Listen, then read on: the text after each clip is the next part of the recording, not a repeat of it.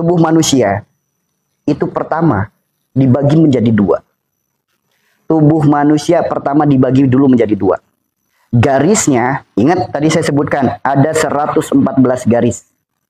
Garisnya yang pertama ada di mana? Di leher. Sok, lihat, ada nggak garis leher? Ada nggak garis leher? Garis leher adalah batas antara dunia dan akhirat, antara hidup dan mati. Itu adalah garis leher. Orang memiliki garis di tangan, garis di mana-mana. Orang nggak punya tangan masih bisa hidup. Orang nggak punya kaki masih bisa hidup. Namun orang nggak punya leher nggak bisa hidup. Makanya ini disebutnya apa? Batas antara dunia dan akhirat. Makanya terkadang kalau orang lagi ngebanyol, orang lagi ngelucu, orang lagi bercandaan, ada orang sakit ngeluh di tangan, oh nggak apa-apa, masih jauh dari leher, gitu kan? Leher itu batas antara dunia dan akhirat. Maksudnya apa? Semua penyakit, jika terdapat penyakit dari leher ke atas, apapun penyakitnya, baik penyakit yang ada di leher, yang ada di mulut, yang ada di hidung, yang ada di mata, yang ada di wajah, yang ada di telinga, yang ada di kepala, yang ada di rambut, semua penyakit dari leher ke atas, penyakit yang disebabkan karena perkara urusan dunia. Ya, perkara urusan dunia. Dunia itu apa? Keinginan, harapan, angan-angan berlebih kepada perkara urusan dunia. Kemudian, penyakit dari leher ke bawah disebutnya wilayah akhirat. Penyakit yang disebut wilayah akhirat itu apa? Penyakit yang berkaitan dari dosa perjalanan hidup.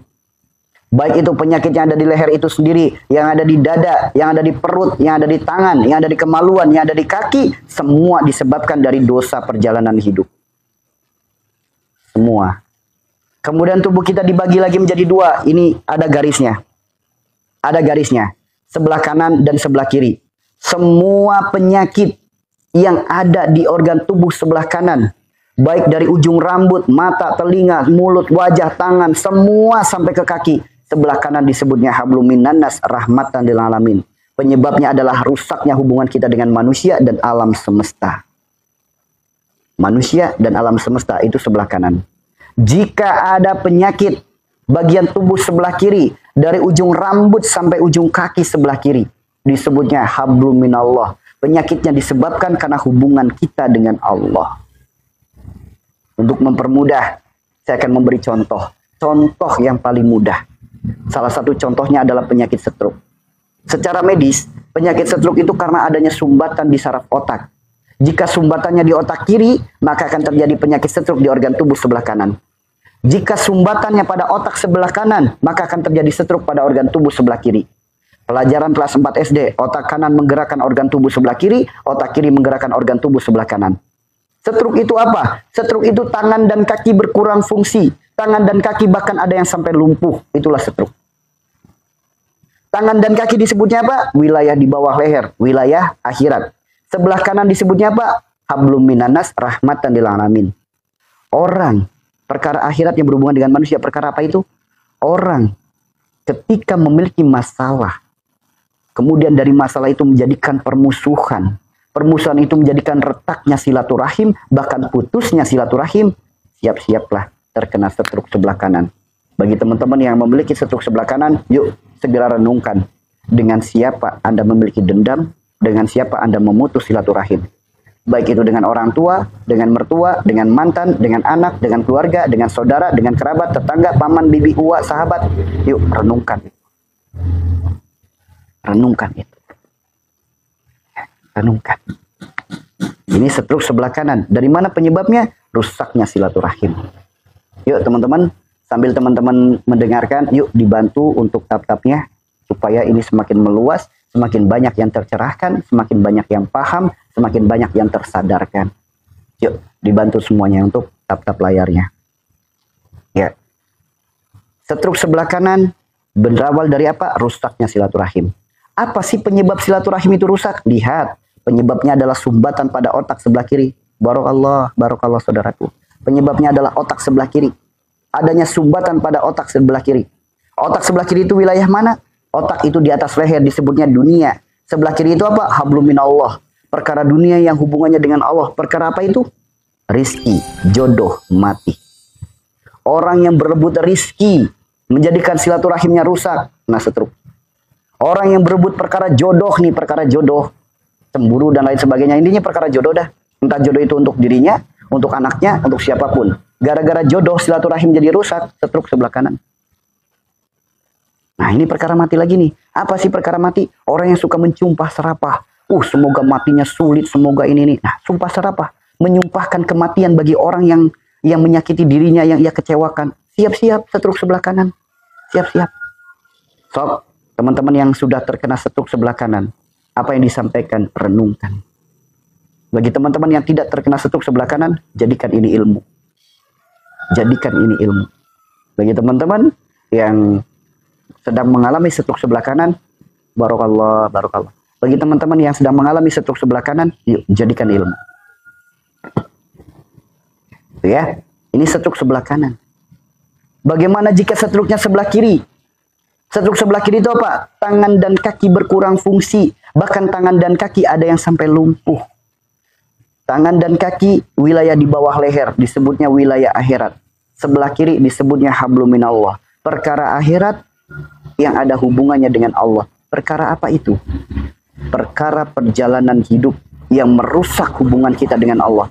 Apa yang merusak hubungan kita dengan Allah? Ketika kita melakukan kemusyrikan, kemunafikan, kemaksiatan, kezoliman, kesombongan, bahkan dosa riba. Itulah yang merusak hubungan kita dengan Allah. Setruklah sebelah kiri. Apa sih penyebab melakukan hal itu? Ingat, terjadinya sumbatan pada otak sebelah kanan. Otak itu apa? Di atas leher, disebutnya dunia. Kanan disebutnya hablum minanas. Ada perkara urusan dengan manusia menjadikan kemusyrikan. Urusannya dengan manusia jadi kemaksiatan. Ada urusan dengan manusia jadi kesombongan. Bukan hanya dengan manusia, hablum minanas termasuk juga rahmatan lil alamin. Yuk, rahmatan lil alamin itu apa? Dengan alam semesta. Pengen bangun rumah, melakukan kemusyrikan. Bisa jadi. Pengen panen, melakukan kemusyrikan. Bisa jadi. Yuk, pengen gali tanah, melakukan kemusyrikan. Bisa jadi. Pengen jual sesuatu berkaitan dengan alam, dengan kemusyrikan. Bisa jadi. Bahkan ia menyediakan alam semesta yang dititipkan oleh Allah untuk dirinya dijadikan kontrakan. Kontrakannya dijadikan bahan kemaksiatan. Bisa jadi. Bisa jadi. Ya, seperti itu penyebabnya. Kemudian ada lagi nih, biasanya orang-orang yang bisnis tentang tanah, tentang batu, tentang pohon, tentang emas, tentang air, unsur-unsur alam. Adanya unsur alam itu malah melahirkan kemusyrikan, jadi kesombongan, merasa kaya dari unsur itu jadi kesombongan, jadi kezoliman, merasa memiliki jabatan posisi akhirnya zolim kepada yang lain. Muncul lagi dosa-dosa riba. Udah setruk sebelah kiri. Ya. Dari situ penyebab penyakit setruk. Mau minum obat pengencer darah, mau minum apapun, selagi penyebabnya belum diperbaiki, ya sembuh itu hanya sebatas mimpi. Sembuhnya hanya sebatas mimpi. Mau minum obat apapun, mau berikhtiar kemanapun, sembuhnya hanya sebatas mimpi. Jika penyebabnya belum diperbaiki, itu buktinya ada orang nggak tobat penyakitnya sembuh. Itu bukan sembuh, itu adalah istidraj. Itu bukan sembuh, itu adalah istidraj. Dari situlah datangnya. Lalu bagaimana orang ketika memiliki penyakit seperti itu? Apa solusinya? Kembali, Rasulullah bersabda, semua penyakit ada obatnya. Rasulullah juga bersabda, dan sebaik-baik pengobatan adalah hijamah. Hijamah itu apa? Berbekam. Itu ikhtiarnya. Namun sebelum ikhtiar, akui dulu kesalahan kita kepada Allah. Akui kesalahan kita, akui dosa-dosa kita, akui kekurangan diri kita, akui kebodohan kita, akui. Karena itu semua disebabkan karena dosa kita, maka kita mohon ampun kepada Allah. Sembuh milik Allah, obat milik Allah, pertolongan milik Allah. Allah maha segala-galanya. Jika kita mohon ampun kepadanya, kita meminta pertolongannya, kita bermunajat kepadanya. Ya Allah, hamba mohon kepadamu ya Allah. Ampuni dosa-dosa hamba.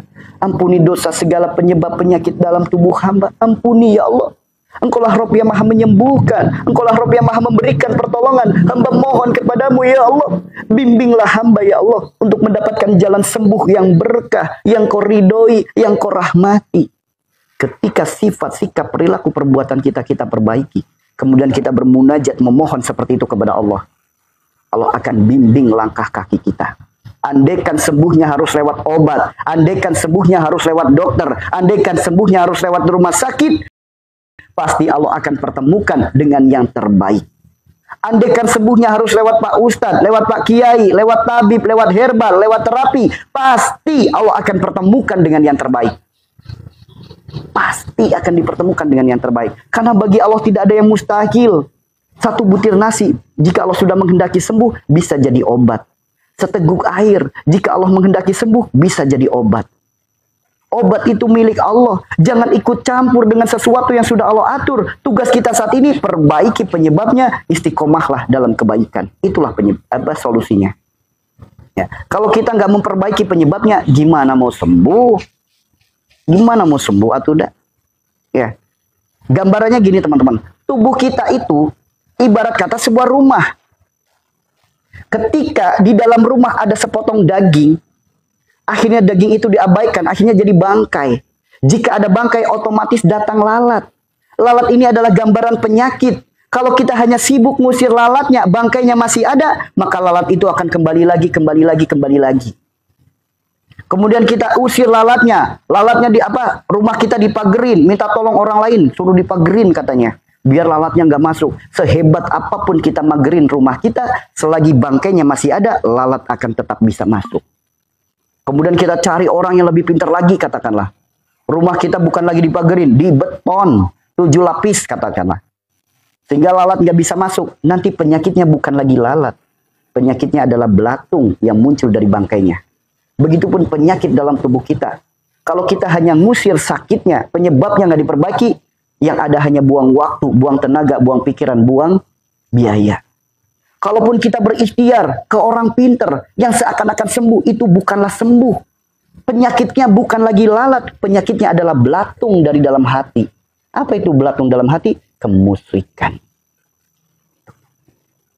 Ya, yang masih berpikir penyakitnya diusir kemudian dipagerin, ayo berpikirlah cerdas.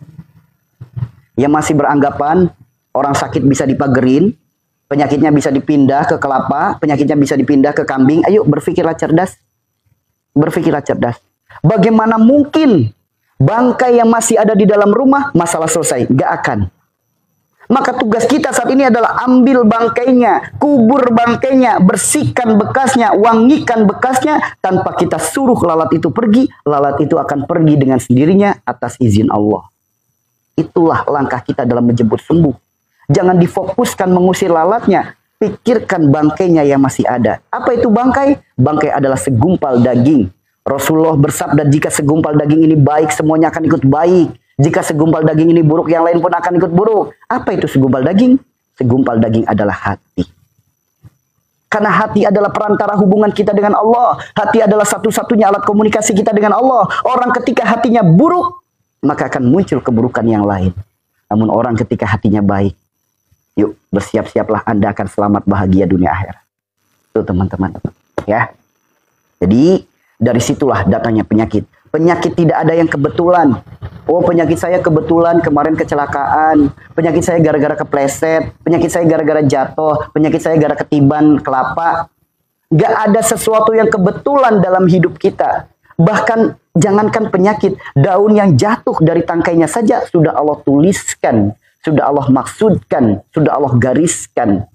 Gak ada yang kebetulan dalam hidup kita. Itu hanya wasilah menjadi perantara sakit saja. Hanya wasilah perantara saja. Karena tujuan Allah titipkan penyakit hanya 3 perkara. 1 ujian, 2 teguran, 3 musibah atau azab. Orang yang sakit, lewat perantara apapun datangnya penyakit. Entah keselek kek, entah keloloten kek, entah jatuh kek, entah apapun itu perantaranya. Sakitnya dalam keadaan sholatnya lagi rajin, segala ibadahnya lagi rajin, sodakohnya rajin, puasanya rajin, baca Al-Qur'annya rajin, silaturahimnya baik. Ini sakit dalam kategori ujian. Ada lagi nih, orang sholatnya rajin, sodakohnya juga rajin, puasanya rajin, baca Qur'annya rajin. Ada satu hal yang kurang benar nih. Ada silaturahim bermasalah, Allah jadikan sakit. Akhirnya apa? Ini bentuknya apa? Teguran. Entah lewat apapun jalannya. Ada lagi orang sholatnya jarang-jarang, Sekali sholat buru-buru, sholatnya boro-boro. Jarang amal, jarang sedekah, nggak pernah puasa. Puasa wajib aja banyak yang ditinggalkan. Kemudian silaturahim banyak masalah. Dengan alam semesta nggak pernah menghargai. Dikasih sakit, musibah. Dikasih sakit, azab. Tuh. Jadi bukan perantaranya yang kita salahkan. Keadaan diri kita dalam keadaan seperti apa penyakit itu datang. Entah itu lewat keserempet kek, lewat itu digigit nyamuk kek, lewat itu apa, tergantung. Keadaan kita lagi seperti apa. Jika ibadahnya lagi baik, ujian. Ibadahnya baik namun ada kesalahan, teguran. Ibadahnya gak baik, kesalahannya banyak, dikasih sakit, musibah, azab. Jadi sakit itu ada 3. Dari manapun datangnya, sakit itu ada 3. Ya, apapun datangnya, mau dari mana kek datangnya, mau lewat corona kek, mau lewat apa kek, tergantung kondisi kita di posisi yang mana. Ya. Enggak kok, sakit saya kan gara-gara itu, gara-gara ketiban duren. Apapun gak ada yang kebetulan. Apalagi yang berpikir apa? Enggak kok, sakit saya kan gara-gara keturunan. Karena bapak saya juga seperti itu. Apalagi penyakit keturunan. Kenapa sampai ada penyakit keturunan? Secara medis, penyakit keturunan adalah penyakit genetik. Solusinya minum obat sampai akhir hayat. Apakah dalam agama kita nggak bisa menjelaskan? Sok, saya tanya. Jika penyakit keturunan dalam medis bisa dijelaskan, namanya penyakit genetik. Secara agama, dari mana datangnya penyakit keturunan? Bukankah penyakit itu sebagai penggugur dosa? Apa kabar bayi yang baru lahir, masih bersih, masih suci, masih fitrah, belum ada dosa? Kenapa banyak bayi yang terkena penyakit? Jika Rasulullah bersabda penyebab sakit adalah dosa, lalu dari mana datangnya penyakit keturunan? Kita yang nggak tahu apa-apa, mendapatkan warisan penyakit. Dari mana datangnya itu? Medis bisa menjelaskan, namanya genetik. Yuk, tanya kepada para ulama, tanya kepada para ustadz. Apakah semuanya bisa menjelaskan? Belum tentu. Karena orang yang berdakwah dengan baca tulis Al-Quran ditanya dari mana penyebab penyakit genetik, mereka nggak bisa jawab. Orang yang hanya berdakwah dengan ilmu sedekah ditanya dari mana penyakit genetik, nggak bisa jawab. Ujung-ujungnya karena kurang sedekah, paling itu kan. Ketika orang-orang, ulama-ulama, para guru, para kiai yang berdakwah lewat pengobatan dengan jaris yang lurus, dengan jalan yang bersenar, yang bersumber dari Al-Quran dan Sunnah, ketika ditanya dari mana datangnya penyakit genetik, apa jawabannya? Itu buah daripada sumpah serapah. Buah daripada sumpah serapah yang dilakukan oleh dirinya ketika nggak digugurkan, Allah tagih janjinya, Allah tagih sumpahnya. Ketika ia sudah dalam keadaan wafat, ditagihlah kepada anak keturunannya. Masih belum digugurkan, ditagih lagi kepada cucunya, ditagih lagi kepada penerus-penerusnya yang lain. Bahkan yang keturunan bukan hanya penyakit, sifat keturunan, perilaku keturunan, perbuatan keturunan, bahkan nasib keturunan. Ada teman-teman. Ada orang meninggalnya kecelakaan, punya anak kecelakaan lagi meninggalnya. Ada nggak yang kayak gitu? Banyak. Ada orang epilepsi, punya anak epilepsi, punya cucu nggak epilepsi, tapi cucunya yang lain ada yang epilepsi. Kenapa bisa seperti itu? Nah, ini ilmu Allah itu sangat luas, teman-teman. Jika kita berpegang teguh pada Al-Quran dan Sunnah, selamat bahagia dunia akhirat. Namun hati-hati dengan oknum-oknum penjual agama. Ketika ada orang sakit keturunan, dianggapnya ini adanya kodam leluhur, ini adanya bukul, ini adanya santet. Nah di ujungnya kayak gitu, bukan jadi edukasi, malah jadi ketakutan yang mencengkamkan. Yuk, kita pelajari dari mana datangnya penyakit kita. Kita pelajari teman-teman, dari mana datangnya penyakit-penyakit kita. Rasulullah bersabda dari dosa kita. Gerbangnya dosa, sifat, perilaku, perbuatan. Tadi sudah digambarkan ya, tubuh kita dibagi menjadi 2, batasnya adalah leher. Leher ke atas disebabkan karena perkara urusan dunia, leher ke bawah karena perkara akhirat. Sebelah kanan yaitu hablum minanas rahmatan lil alamin, sebelah kiri hablum minallah. Tadi dicontohkan sebagai penyakit apa? Stroke. Bagaimana dengan penyakit-penyakit yang lain? Yuk, kita awali ya teman-teman ya. Kita awali dari yang paling atas dulu. Jadi bersabar ya. Bagi teman-teman yang penyakitnya di wilayah bawah, bersabar. Kita jelaskan dari yang paling atas dulu. Yang paling atas, ini disebutnya wilayah rambut. Yuk, disebutnya wilayah rambut. Wilayah yang ditumbuhi rambut. Ada garisnya enggak? Ada kan garisnya? Garis rambut. Lihat garisnya. Rambut itu enggak kebablas tumbuhnya. Enggak sampai sekujur tubuh. Mereka ada batasnya di sini. Ya, ada batasnya. Nih, di sini juga ada batasnya. Bahkan lihat, jari yang senantiasa kita pakai untuk bersyahadat saat sholat. Asyhadu alla ilaha illallah wa asyhadu anna Muhammadar Rasulullah. Lihatlah, garis rambut ditempelin jari telunjuk. Yuk, sini ya, ditempelin, diarahkan. Diarahkan ke daun telinga, ucapkan innalillahi wa inna ilaihi rajiun. Ini pun sama, dari garis rambut, arahkan, ucapkan innalillahi wa inna ilaihi rajiun. Sok. Badan langsung hangat, badan langsung segar. Sok, kalau nggak percaya. Badan kita langsung hangat, badan kita langsung segar. Bahkan langsung fresh badannya. Sok, kalau nggak percaya. Ini salah satu rahasia di balik telunjuk. Kenapa syahadat harus telunjuk yang dikedepankan? Lihat, tangan yang sering kita pakai untuk syahadat saat sholat. Yuk, tempelkan di garis rambut.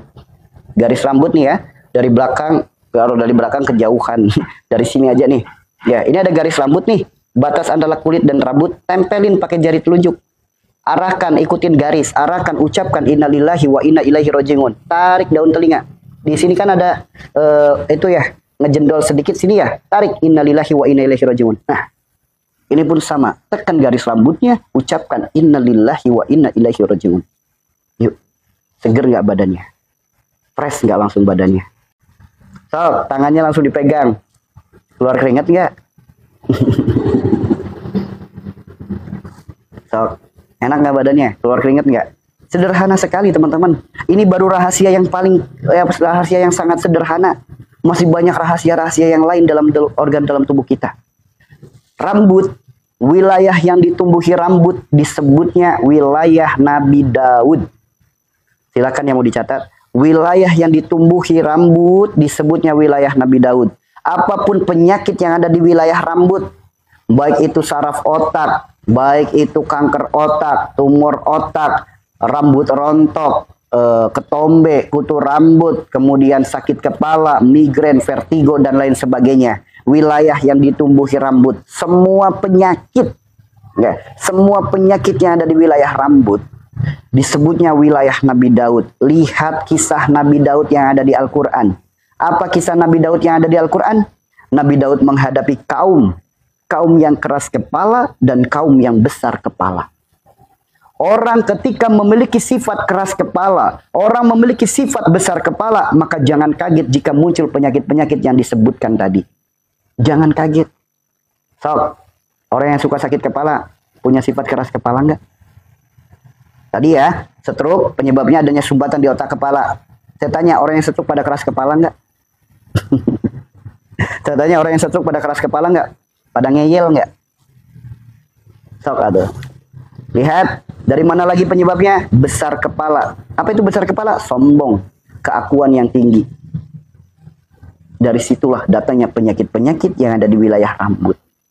Ya, penyakit-penyakit yang ada di wilayah rambut dari sifat keras kepala dan sifat besar kepala. Keras kepala akan apa? Akan keinginannya, akan harapannya, akan angan-angannya. Besar kepala akan apa? Atas keinginannya, harapannya, angan-angannya. Yang bersumber dari mana? Harta, tahta, keluarga. Ya, dari situlah datangnya penyakit-penyakit yang ada di wilayah rambut. Ada di sini yang mengalami penyakit rambut yang muncul di wilayah rambut. Lalu bagaimana solusinya? Bagaimana solusinya agar sembuh dari berbagai macam penyakit yang ada di wilayah rambut? Bagaimana solusinya? Lihat, banyak kitab menjelaskan tentang mukjizat gerakan sholat. Maka ayo, sujudlah di hadapan Allah dengan sebenar-benarnya sujud.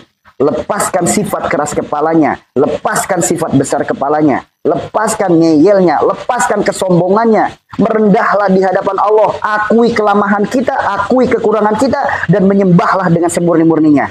Karena ketika sujud kita benar, aliran darah dan oksigen lancar dalam otak kita. Dengan kekuatan zikir, subhana rabbiyal a'la wa bihamdih, kolbu kita berzikir. Kolbu itu jantung, jantung memompa darah. Darah yang mengalir kepada otak, segala penyakit yang ada di otak Allah jadikan sembuh jika kita tulus, jika kita benar dalam bersujud. Ya. Segala penyakit yang ada di kepala, kalau kita pengen sembuh, maka ayo bersujudlah kepada Allah dengan semurni-murninya sujud. Menghambalah dengan semurni-murninya. Lepaskan sifat-sifat keras kepala, lepaskan sifat besar kepala. Dengan kolbu kita mengucap kalimat subhana rabbiyal a'la wa bihamdih. Kolbu adalah jantung. Jantung fungsinya memompa darah. Darah yang terpompa, buah daripada zikir, akan mengalirkan darah yang zikir. Jika darah itu mengalir pada organ dalam otak kepala kita, segala penyakit yang ada di kepala sembuh. Semua penyakit yang ada di kepala. Bahkan saking apa? Orang sakit kepala gara-gara apa? Sibuk, pusing, mikir cicilan. Ketika sujudnya benar, diberikan jalan untuk melunasi cicilannya. Sob, kalau nggak percaya. Karena Allah sendiri yang berfirman, "Wa may yattaqi la yaj'al lahu makhrajan wa yarzuqhu min haitsu la yahtasib, wa may yatawakkal 'ala Allahi fa huwa hasbuh, innallaha balighul amri, qad ja'alallahu likulli shay'in qadra." Itu jelas firman Allahnya. Ya. Siapapun yang memiliki penyakit yang ada di wilayah rambut, jika Anda ingin sembuh, lepaslah sifat keras kepalanya, lepaslah sifat besar kepalanya. Lepas. Dengan sujud kepada Allah, merendahlah. Jangan lagi ada sifat ngeyel, sifat sombong. Lepas. Kalau pengen sembuh, kalau nggak pengen sembuh, ya dilanjutin aja. Lepas. Itu dari situ ya. Ada nggak terapinya? Selain daripada sujud yang benar, ada nggak terapinya? Banyak terapinya. Salah satunya tadi, yuk jari telunjuk kita tempelkan di garis kepala. Ucapkan inna lillahi wa inna ilaihi rajiun. Arahkan ke daun telinga. Ini pun sama. Inna lillahi wa inna ilaihi rajiun. Arahkan. Langsung seger. Tok, di sini juga ada garis ya. Cuma maaf nggak saya liatin ya. Di sini juga ada garis nih. Garis rambut. Yuk arahkan ke telinga. Inna lillahi wa inna ilaihi rajiun. Langsung seger kepalanya. Langsung seger kepalanya. Tok. Langsung nggak pakai lama. Langsung kepalanya langsung seger. Bahkan badan juga langsung hangat. Badannya langsung hangat. Enak langsung badannya. Allah karuniakan diri kita dengan sempurna. Allah ciptakan diri kita dengan sempurna. Yuk, sudahkah kita mengenali potensi itu? Sudahkah kita mengenali potensi itu? Tubuh manusia itu luar biasa. Tubuh manusia itu luar biasa. Ya. Andaikan kita bisa mengenali potensi dalam diri, niscaya kita akan menjadi hamba yang bermanfaat. Karena orang yang mengenali potensi diri, dia yang menggali potensi diri, dia yang mengenali jati diri, dia akan memahaminya. Wujudku ciptaannya, wajahku karunianya, tanganku bimbingannya, di pundakku amanahnya, di kolbuku asmanya, ucapanku utusannya, di kolbuku asmanya, ucapanku utusannya. Itulah orang ketika udah paham. Paham apa? Potensi dalam diri kita. Luar biasa teman-teman. Kalau udah paham, ya, sehingga apa? Orang ketika ada masalah, ada apa? Nggak usah jauh-jauh. Bahkan organ dalam tubuh kita tuh sangat sakti teman-teman. Organ dalam tubuh kita itu mampu mengobati dirinya sendiri, mampu menyembuhkan dirinya sendiri. Ketika apa? Pengendalinya adalah pikiran kita. Ketika pikiran kita senantiasa positif, Allah berfirman, Allah sesuai prasangka hambanya. Kalau pikiran kita positif, maka akan mengalirkan energi yang positif. Namun kalau pikiran kita negatif, akan muncul hal-hal yang negatif. Ya. Jadi kalau kita mau bicara ayatnya, bicara hadisnya, bicara medisnya, semuanya bulat, saling menyatu, saling berkaitan. Tuh, itu penyakit yang ada di wilayah kepala. Rambut rontok, mau pakai sampo apapun biar rambutnya nggak rontok. Selagi sifatnya masih keras kepala, besar kepala, tetap gue rambutnya rontok. Tetap aja rambutnya rontok. Orang sakit kepala mau minum obat apapun jenisnya, kalau sifatnya masih keras kepala, besar kepala, tetap gue sakit kepala. Tetap. Maka penyebabnya perbaiki. Ini wilayah rambut tadi ya, ini wilayah rambut. Sekarang bagaimana jika wilayah di bawah rambut? Wilayah di bawah rambut itu ada di wilayah mata dan wilayah telinga. Karena ini satu garis. Ini satu garis. Ini kan garisnya lurus. Ini satu garis. Semua penyakit yang ada di mata. Baik itu mata minus, mata silinders, glukoma. Ada lagi mata rabun, mata plus. Apalagi katarak dan lain sebagainya. Ada telinga berdenging, nggak mendengar dan lain sebagainya. Semua penyakit yang ada di mata. Semua penyakit yang ada di telinga. Apapun jenis penyakitnya. Disebutnya wilayah Nabi Sulaiman. Kenapa Nabi Sulaiman? Lihat dalam Al-Quran. Nabi Sulaiman adalah salah satu nabi yang Allah karuniakan kemuliaan. Pandangannya bisa menundukkan yang goib. Pendengarannya bisa mendengar ucapan bahkan bahasa binatang. Yuk, pandangannya bisa mendengar yang goib. Pandangannya bisa melihat yang goib, menundukkan yang goib, pendengarannya bisa mendengar ucapkan binatang, bahkan mengerti bahasa binatang. Makanya di sini disebutnya wilayah Nabi Sulaiman. Wilayah Nabi Sulaiman. Lihat kisah Nabi Sulaiman. Lihat yang dalam Al-Quran. Nabi Sulaiman itu sosok yang gimana? Sosok yang sangat bijaksana. Nabi Sulaiman itu terkenal dengan kebijaksanaannya. Ketika kita hidup kurang bijak dalam menyikapi sebuah permasalahan, akan muncul penyakit-penyakit pada mata dan telinga kita.